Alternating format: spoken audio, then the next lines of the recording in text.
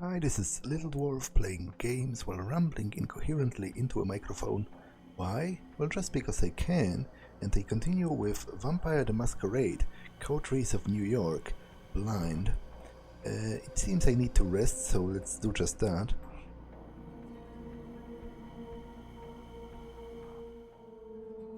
Sophie requests your presence tonight, waiting for you and clearly pondering something.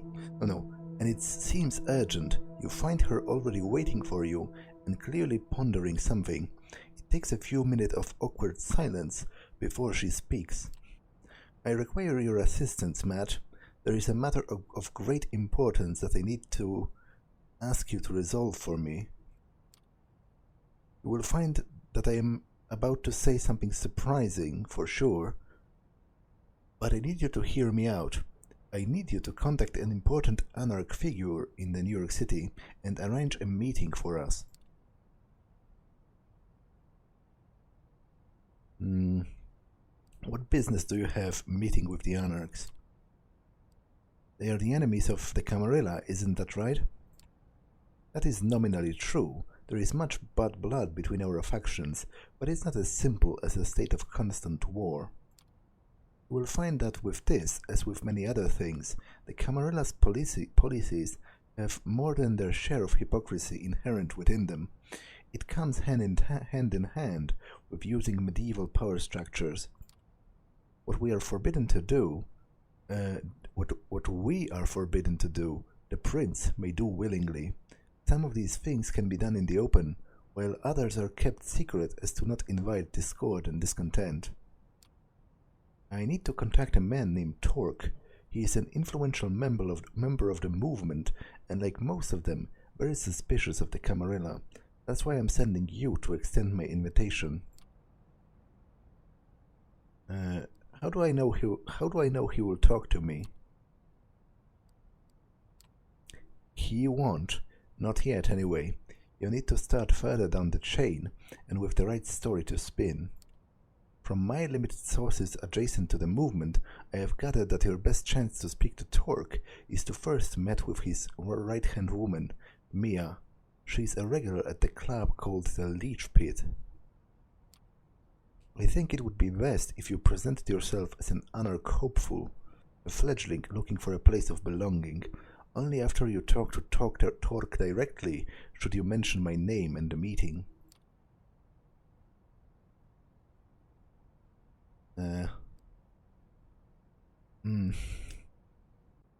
Lying to them won't make them trust me, I think, but then again, telling them the truth is probably not going to, like, they are not going to want to listen to me if they know that I am a Camarilla and that I present some kind of an offer from a meeting by an influential Camarilla member. But let's see what she responds to that. I don't think this is the right approach. Lying to them won't make them trust me. When they find out the truth, they won't be happy or eager to work with us. That might be true, but if you tell Mia outright that I sent you, she's likely to cut you off. She hates our sect, and it will be difficult to make her listen to reason. After tonight, I suggest that we don't speak of it again until you arrange the meeting. There are many who would jump at the chance to use this against us. With Kaiser, you have proven that you can get the job done, even if it requires additional legwork. I trust you to deal with this task as quickly and covertly as possible. Forgive me, but that's all of the time I can spare for tonight. What I am asking you is a part of a bigger whole. Trust me, it will all be worth it. Sure, I'll try doing it. Okay, I'll do my best. I know you will. Check with Gregory for the address of the Leech Pit. Have Mia introduce you to Torque. When she does, tell him I wish to meet.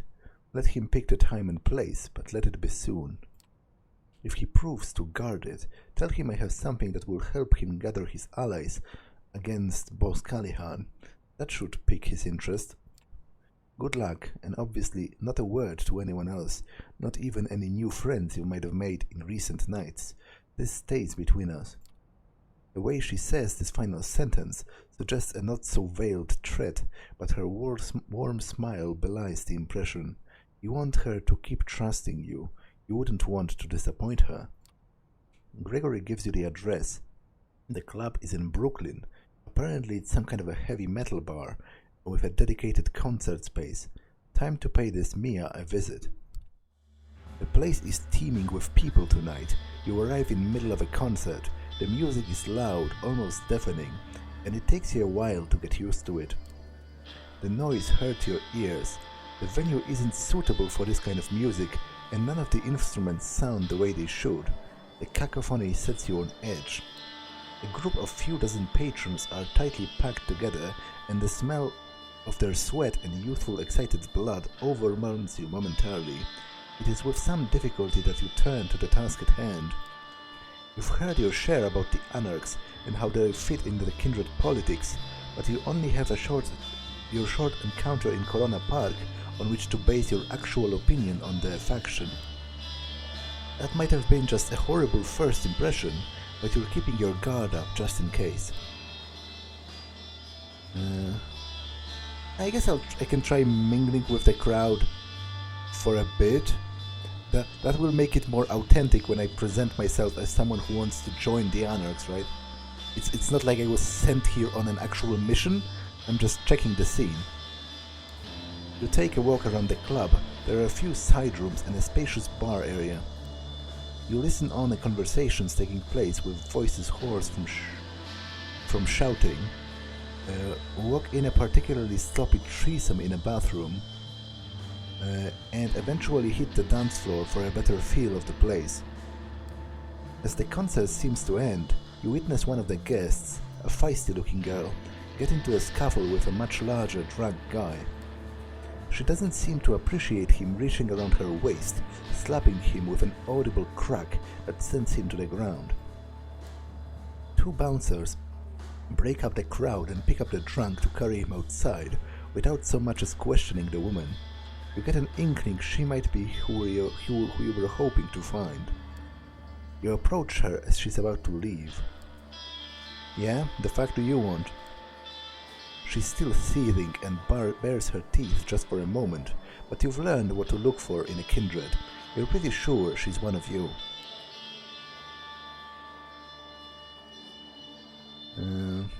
Heard you're into Anarchy. Heard this is the spot to meet hot chicks who hate the patriarchy. Anarchs, you could say. Seriously? That's the best line you can come up with? She doesn't smile, but she doesn't hit you either. Follow me behind the bar. She leads you through the bar to a back door, then leads you into a side room. Indie metal band posters are plastered on every wall, some of them 20 or more years old, judging from the tour dates. An old sticky table and some rickety chairs are the only piece of furniture here. Sit down. Sure. You take a seat as the woman leans against one of the walls. The name is Mia. I'm guessing your visit here isn't a happy coincidence. I don't know you, so either you're new in New York or kept an outstandingly low profile. Both sound suspect, so before we take the pleasantries any further, answer me this. Who do you run with? Camarilla, but I'm looking to switch. Camarilla, I guess, but I'm looking to switch. Is that so? She looks you up and down. It's hard to read her. Okay, sure, I'll buy it. But let's get one thing out of the way. She leans in. If this is some clever ploy to oust me from my domain, or if you're just a spy on me and the movement, I'll make sure that you don't enjoy undeath much longer. Got it? You can tell it's a purely rhetorical question. Right, here's the pitch. Camarilla liked to think that they were the vanilla option, what with Prince Bitch Bernard pretending that they were always in charge, but New York has never been a fully Cami city.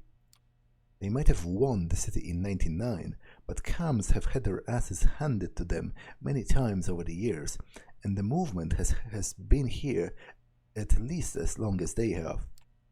Hell, I moved to New York City before World War II, and that was a good while after I saw the Camarilla for what they are, a way to keep us all subservient and in line. The Ivory Tower will tell you that they are the only safeguard for the traditions, and that's kind of a problem. There's only one tradition we in the movement feel should be respected, the Masquerade, obviously. Everything else? Ask the prince, and she'll tell you that it's the most logical continuation of the Masquerade, but it's really just a way to keep the elders powerful and in control. She grimaces. But here's the thing. For all of the talk of us bloodsuckers being solitary creatures, we need a community to keep up the Masquerade. Community, yes, but authority, not so much. We need a council of peers to keep the assholes and power-drunk fledglings in check, but not a feudal prince to tell you where to feed or to who to hunt down when they step on your toes. She takes a brief break from her indignant rant.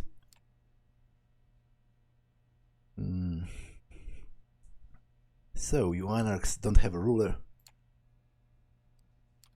A ruler? No, but leaders? Sure.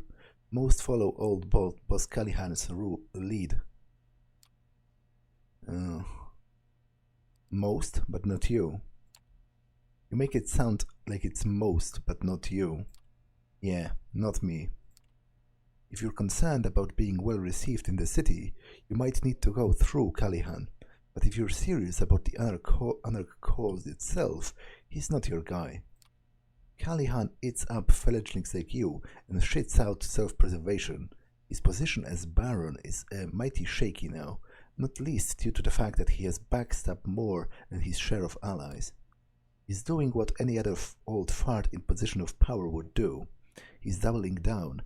Negotiations are out, intimidation is in, tightening ranks as a precaution against the Second Inquisition. She surprises you by hacking and spitting on the ground in disgust.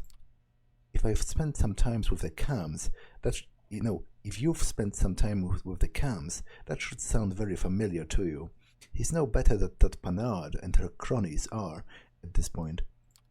No, you need to contact Torque. And wouldn't you know it, it's your lucky night, because I'm the league to do it through. How is Torque different? How is he different from Calihan? Motherfucker, you're really asking for it. Her anger flares up again. Well, to me, it was an honest question. I wasn't, I guess she took it as an implication that he isn't different, but I took it as an honest question. I wanted her to, describe him to me.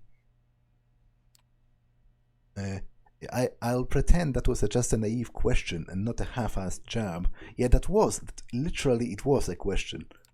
Torque is a leader, a local baron who's overseeing a small domain, but doing a very good job of it.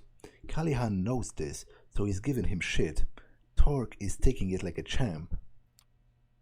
He's smart like that. For one of us rebels, he's got the patience of a saint. Makes you think back to how things used to be back when, if the stories are to be believed. Anyway, you want to meet him? I'm going to require a show of goodwill first. What do you have in mind? That's fair. What do you have in mind? She flashes you a mischievous half smile. I appreciate your readiness, but I don't have the details just now. Ask for me at the bar when you're able. I'll leave something for you and we'll take it from there. Now come on, I gotta go. She walks out the bar and you're separate ways. Seems like there's nothing more to do than to return here later and see if Mia really can help you contact Torque. Apparently Frank Doherty really didn't let go, which I didn't really expect. It didn't sound like it would be so easy, or it would be so easy as to just let him to freak off, and he would. So Frank Doherty, a shining example of journalistic excellence, is trying to get in touch with you. This can't mean anything good. Let's check it. You're just leaving your haven when you notice a small note slipped under your door. You pick it up and cautiously and fold it open. I know what you are. I know everything. Meet me at the Beautiful View Motel, where everyone else will know too. The note is signed Frank. Cursing under your breath, you check the Beautiful View Motel. It's located in Queens. Getting there will take some time, and something in Frank's note suggests urgency. You run out of your apartment. Stepping into the Beautiful View Motel, you can't help but think that the name makes promises that the building fails to deliver. Outside, there's nothing but an ugly parking lot, empty, the paint markings on the parking spaces almost completely worn away. Standing in the lobby, it feels like there's decades worth of stale cigarette smoke. You're happy not being able to breathe anymore. The furniture looks like it was picked up from a yard sale in the 60s. There is something appropriate in the grabbiness of the surroundings. They fit perfectly with the image you have of Frank. It's appropriate to find him in a place like this. You nod to the old woman manning the reception desk. She seems totally uninterested in what you're doing, her eyes glued to the small TV perched on the desk. Cop show. Walking deeper into the motel, you find a lounge that might have aspired to some kind of a lavish comfort in its glory days. Now it just feels sickly, like you need to wash your clothes afterwards. Frank is sitting on a bar stool. There is no bartender, but Frank has a shot glass in his hand. He looks even sweatier than usual. What's up, asshole? How does it feel not to know everything? You stop and look at Frank a little closer. He seems drunk, not a good sign. Despite everything, in your earlier encounters, he maintained a baseline of professionalism. Well, to be honest, I feel like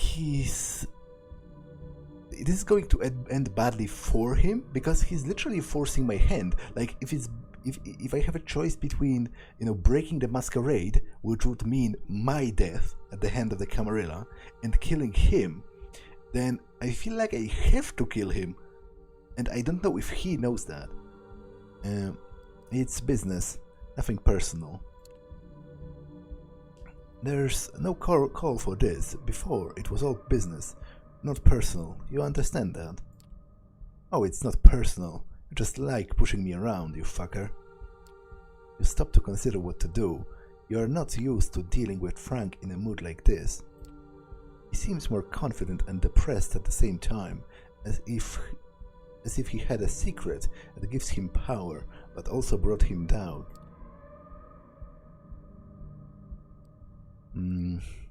I need to convince him that, I need to explain to him that it is a life or death matter. Like, he either drops it forever, or I have to kill him at this point. You're holding an empty hand, Frank. You think you have all of the cards, but you don't. Better just spill what you know, and this will go better for you. Tough talk. Maybe I would have been impressed by that before, but not anymore. Frank sounds like he has plenty more bitterness inside him, waiting to come out. Let me tell you something else. An ear-splitting sound fills the lounge, and a bright flash blinds you. For a second, an irrational panic grips your dead heart. Is this sunshine? Are you going to burn to death in the cheap motel in Queens? As your vision adjusts, something whizzes past you. There's a series of thunking sounds, something impacting the bar. Frank is lifting the shot glass, miraculously still in his hand. A massive bloodstain spreads across his shirt. For a bizarre, incredulous moment, you stare at the thing sticking off Frank's chest. It's a crossbow bolt. Oh, is it a Second Inquisition ambush? Like, did they? Was he working for them? I guess he said somebody was paying him to investigate Sophie Langley specifically, right? And it seems they just killed him. Another two lay shattered next to the bar, having missed their target. One missed you by the hair's breadth. Turning around, you see figures dressed in black tactical gear storming into the room in eerie silence. Perhaps the flashbang damaged your ears. They drop their tactical crossbows and lift up rifles. Who comes prepared with a crossbow? Well, the Second Inquisition, of course, because a crossbow bolt, it could pierce a vampire's heart and act essentially as a stake, right? Frank slumps to the floor. A wooden crossbow bolt will paralyze a vampire, yeah, right. But struck through a human heart, it kills. The scent of blood fills the air. Can I take them? Maybe if I use celerity. I feel like I kind of have to, because, they will come after me again. They seem to know if he was working for them, and if they were in contact with him, they seem to already know that I am a vampire and that Sophie Langley is a vampire, and they know where both of us live. So it feels to me like I have to try to take them down, because otherwise I think they will return. And he's already dead, so it's not like I can make the situation any worse. Like, I can die myself, I guess, but oh well. You are a creature of the night. These attackers can't do anything to hurt you. You will rip them apart. Do you think you can take me? Can I use celerity? Like, if I did that, I think I maybe could take them, being supernaturally fast, because obviously they have an advantage of numbers. You will regret this. The attackers shoot at you even as you shout. Bullets rip into your body, tearing your internal organs apart. You stagger for a second before launching yourself at the man in front. You grapple him, trying to bite at his neck. To your surprise, your teeth clink into metal. He appears to be wearing some kind of a special protective device on his neck. Another attacker hits you in the back with the butt of her rifle. It hurts and something breaks. You hope it wasn't important as you stagger back, filling your incisors with your tongue. One is broken from the force of your mangled bite. This was a very bad idea. The attackers all have identical tactical helmets. Their expressions remain invisible under the hard plastic, but you know what they will do. Shoot until you die, vampire or not vampire. Well, I guess I would say disciplines are my only, my only advantage that they probably do not have a response to. But I was thinking more along the lines of actually using celerity during the fight itself, but I guess the game had different ideas. The man you tried to bite had a neck guard. That reveals something very uncomfortable about how prepared they are, but also tell you they are scared. You screech, spit blood, and raise your hands as if you had claws, all the while making yourself as daunting as possible with your powers. For a moment, the attackers seem affected by your display. A few of them cower, giving you space to dash across the room. You can hear one of them calling for backup in a shrill voice. You crash through the plastic sheath covering a broken window as the attackers regain composure and more shots pierce your body. Rising to your feet, you realize that your mangled left arm isn't working anymore. More bullets ricochet off the ground. There are 4 SUVs parked by the motel's front door, all black and with tinted windows. A man and a woman, middle-aged, dressed like detectives, look at you in surprise as you look past them, bloodied and broken. One tries to yell something at you as you stumble to your car, painfully wrench the door open, and turn on the ignition.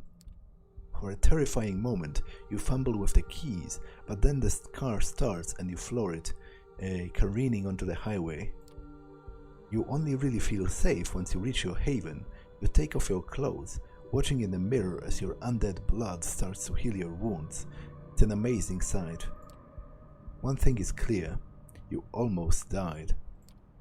Any human would have been killed from the wounds you sustained. You're still here, but you're wondering what to wear before you head out to meet Sophie. You run into Sophie's building, tired and hungry from mending your body. The doorsman looks at you anxiously as you dash past, unconsciously sensing your bestial nature. You pound on the doors of Sophie's apartment, more for the sake of your own nerves than because you think it's of any help. After a few moments, Sophie herself opens the door and looks at you in surprise. She doesn't have her makeup and her hair is disheveled. You've caught her on a night off. What happened to you? As you step into the apartment and follow Sophie to the living room, you see the remnants of a party. Empty glasses, a faint smell of blood in the air. You have no time to contemplate Sophie's social life, however. We are being hunted. We are all going to die. Well, that's a little bit dramatic. That's not exactly what I wanted to say. Sometimes I regret taking you under my wing. If you don't calm down, I'll feed you to whoever is after me. Sit down and stay calm. I'll check whether this apartment is still secure. You sit down, suddenly conscious of the vast gulf of experience between you and Sophie. She's managed to stay alive for a very long time and knows how to survive. You only hope that you'll survive along with her. For the next hour or so, you sit on Sophie's sofa, answering minute questions about Frank and the commandos who assaulted you. At intervals, she makes murmuring phone calls to mysterious contacts. After a longer while, Sophie lets you go. You should be safe, and more importantly, I should be safe too. I've taken measures to secure both of our havens, but keep your eyes open nonetheless. You leave Sophie's apartment, wondering whether you would survive another ambush like this. Okay. Apparently I need to rest, so let's rest.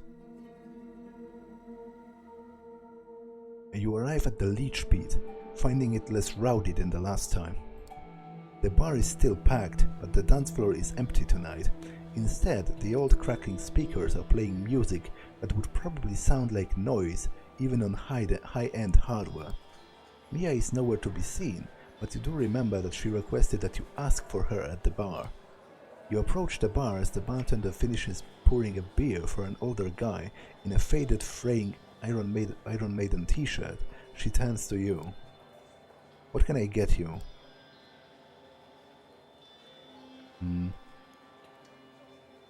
Is Mia around? No, she's not in tonight. She looks you up and down and a spark of recollection shines in her eye. Oh yeah, that's right. She takes a well-worn book from behind the counter, some kind of young adult vampire novel, and flips through it. She produces a piece of paper between the book's pages and passes it to you. She told me you'd be interested in reading this. You find a relatively quiet corner and take a look at the note. T wants to meet you. I'll arrange it, but you need to prove you're trustworthy. Look around the Leech Pit for a guy named Bruce. Buff dude, tattoo sleeve on his right arm. I'm 90% sure he's somebody's retainer, sent here to spy on us by the cam. Get the name of his master and write it on this card, then return it to the bar. It doesn't take you long to locate this Bruce guy. He sits alone in a corner, 2 beer glasses already empty on his table. You take a moment to consider your approach.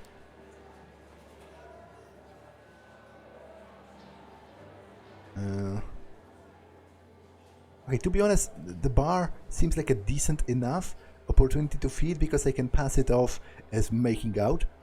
And I've been using a lot of disciplines lately. Also, I've been wounded, so let's try feeding.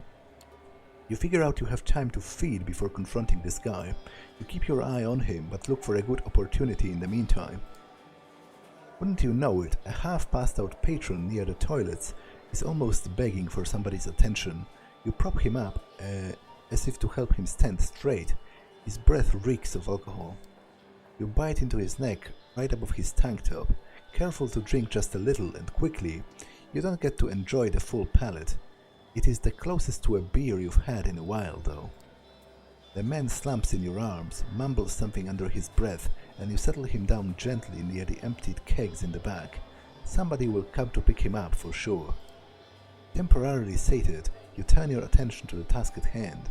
That's when you lock eyes with Bruce. He's been standing there, just meters away for a while, you think. He slinks away through the main area and walks outside. He knows what you are, for sure. You follow him out, expecting to have to run after him, He's there, having a cigarette. Yo, I had a feeling you'd like to join me. You smoke? He pushes the lighter close to you, the flame triggering a primal fear in you that forces you to take a step back and bump into another patron who's just leaving the bar. Now, that's a little ridiculous. Are vampires really scared of even such small sources of flame as lighters or candles? To be honest, I seem to remember distinctly that I myself used a lighter in this very game. So that feels like it's a little bit contradictory. Yeah, I didn't think so. We were staring in the bar before. What do you want?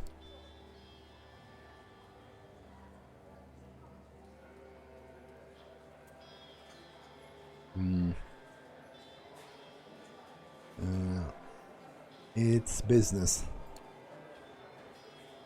I want to know who you serve, and then I will be gone. 2 words. Are the words fuck off? Oh, blow? Wait, blow is 1 word. He breathes the cigarette smoke straight into your face. Me. Blow me, okay. Okay, those are indeed 2 words. He flicks the cigarette at you, and you flinch. It's all it takes for him to dash away, much faster than any human should be able to. He's bolting, all right. Yeah, use celerity. I've just had a sip of blood, so I should have enough in me to use it. Throwing caution into the wind, you focus your blood and give chase after Bruce. He might be faster than a human, but his abilities are a fraction of yours. He dashes into a nearby alley, and you follow suit. Before he can jump the fence, you tackle him to the ground. A short brawl later, you are standing a few meters apart, Bruce eyeing you with hatred. Your cover is blown. There's no point in you pretending anything else, I guess. Listen, your cover is blown. I was told who you are. You better come clean. Your master's name. That is all I need. Bullshit. Besides, she would kill me if I told you. And I quite like being alive. Here's the deal. You tell me your master's name, and you save yourself a world of hurt. Unless you want to exit this alley on a stretcher, you better... Bruce doesn't wait for you to finish talking. He jumps at you, kicking and punching with dizzying speed. It takes you by surprise, and he puts you on the defensive. Just as you are about to retaliate, he breaks away, jumps the fence at the end of the alley, and is gone into the parts of the city unknown. Time to leave something from Mia. You borrow a pen from the bar and flip Mia's note to the other side. Bruce mentioned a she, so the master must be female, but that's all you've got to go on. You figure out it's better to leave anything for Mia than nothing at all.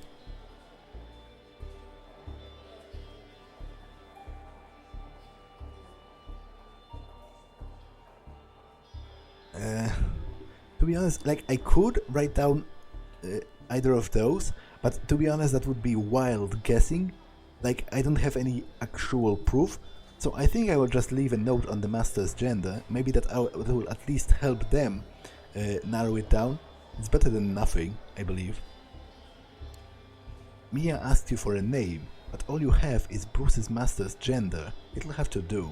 You jot down a note. Bruce referred to his master as a she. You pass down the piece of paper to the bartender. She sticks it back to the same book. Hold on for a second. She wanted me to pass something on to you. She produces a cell phone from behind the counter. It's ancient, at least 15 years out of date. Oh right, and this. An old charger for the piece of junk in your hand. They really did think of everything. She said she'll be in touch. It takes you a moment to remind yourself how to operate the thing, and you find that the phone book is blank. There is no Wi-Fi connectivity and no saved messages. It's got a version of Snake though. Oh, that's pretty great. I actually used to love Snake on those older phones. The bartender is already over at the other end of her domain, taking orders from the patrons. With your Anarch contact nowhere in sight, you decide to move on for the night. Hopefully your educated guesses based on the scraps of info you collected, will be enough for Mia to call you.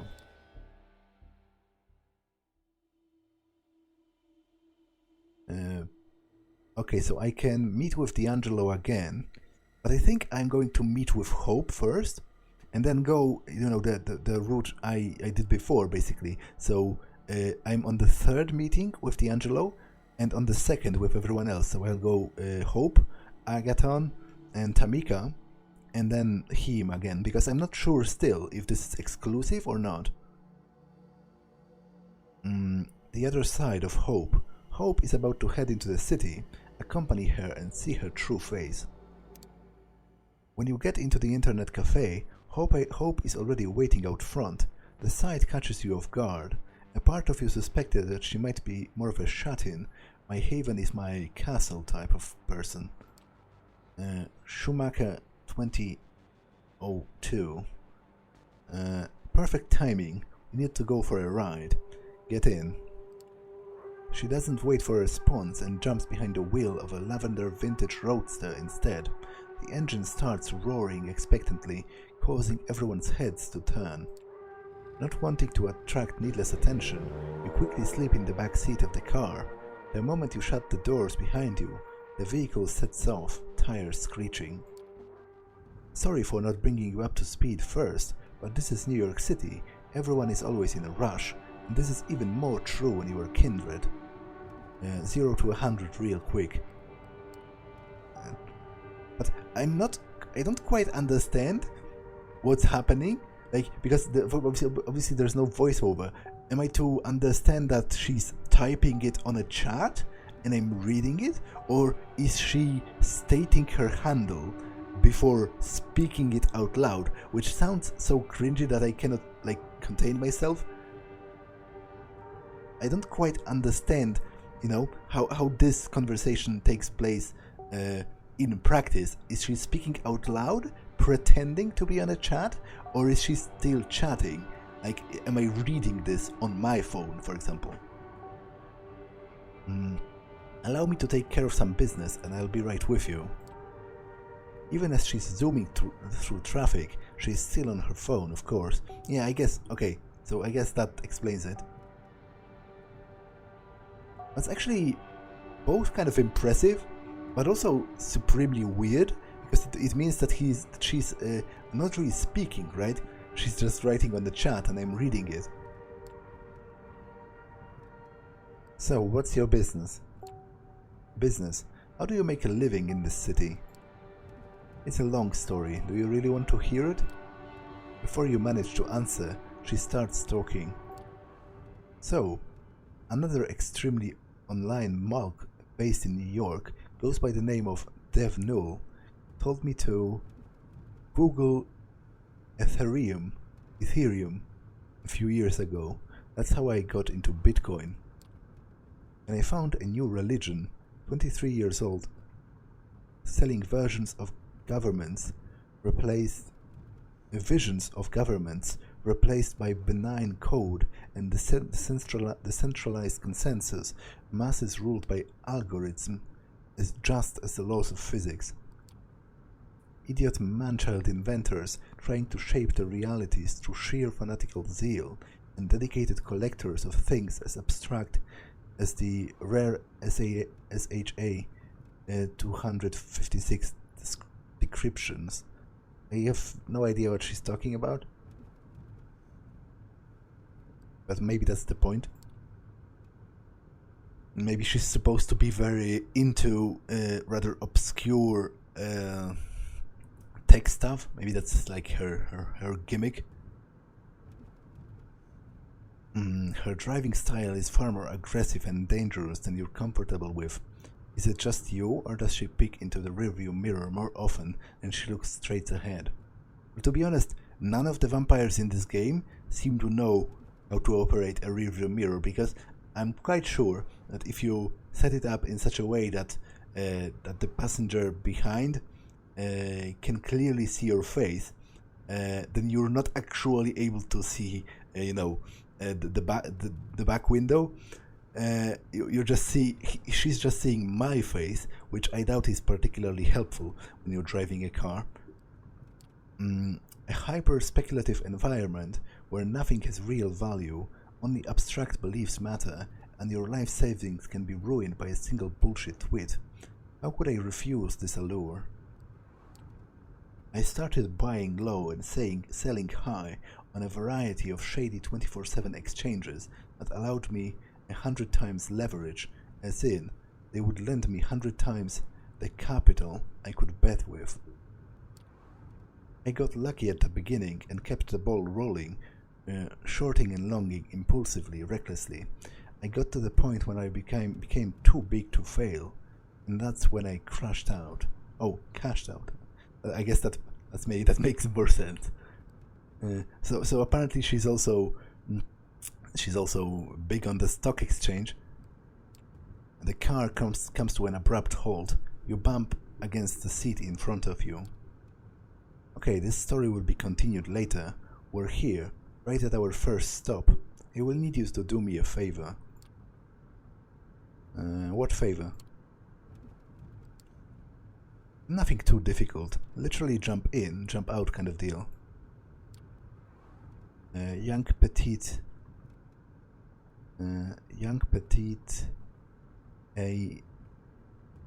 what? Petite ingenue? See that weird guy in a Yankees cap standing around the corner? Approach him, tell him you're this, take his phone that he gives you and bring it here. Get going, honey. It's illegal to park here. You jump out of the car and approach the man Hope has pointed out. Not a lot you can tell about him based on his appearance, apart from the fact he seems pretty shady. The guy assumes a comically threatening pose as you approach him. What the hell you want?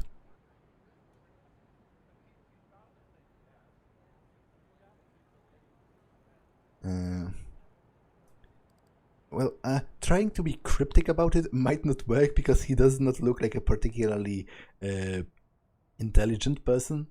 So let's just go with this. Yeah, I'm this. Oh, no offense, but I kind of expected a girl.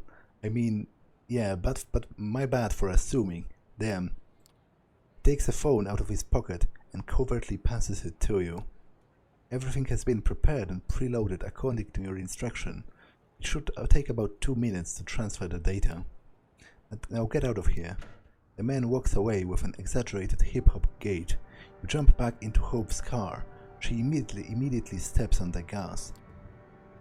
Got the phone? You're the best. Pass it to me, please. She connects the two smartphones using a cable and begins some kind of data transfer. Looks like it's an identical model. After a minute or so, the process is complete. Alright, goodbye lovely, you've served me well. Hope opens the car window, grabs her old phone.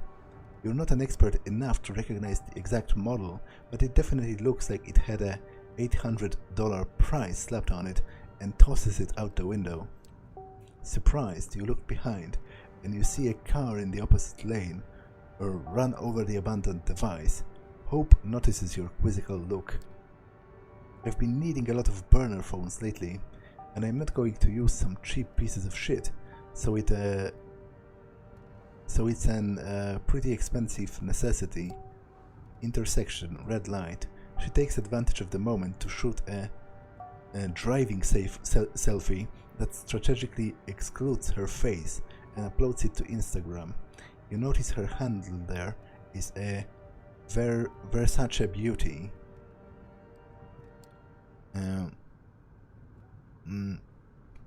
Discuss Bitcoin. Okay, so now I was telling you a story. Yeah, you were telling me a story about cashing out. Right. At some point towards the end of 2017, I became convinced that I needed to cash out. There was no way the bubble was going to last forever. I always knew that there would be no grapes of wrath for the cryptocurrency era. It would have to be a series of profoundly antisocial, disconnected events. The whole crypto culture was a decentralized church of lone millennials who rejected all established modern values and kept atoning for the original sin of not buying Bitcoin back in 2013. I actually know a couple of people who bought Bitcoin back in the day, and like back when it was still pretty much worthless at the very beginning, and they just generally had some fun with it, and then they recently like discovered their old wallet with like still some Bitcoin there. It's not much. It's not like they ended up with millions, but they suddenly found like pretty much, I don't know, couple $1,000 lying somewhere. That's kind of cool, I guess. Although I guess it would be much more fascinating and mind blowing if they actually found like thousands of Bitcoins from back in the day, and it would translate to hundreds of thousands of dollars or millions or whatever. Another abrupt last-second turn. You are pressed against the window. What the hell is with her driving style? Better life you never wanted to live anyway, and get a chance to win a priceless pile of nothing. Untether yourself from all of the worldly desires. Find joy in suicidal ideation. To this day, money holds no real value for me. It's as abstract as a video game score, a bunch of numbers on the screen. This joyless world changed me forever. I knew I had to escape.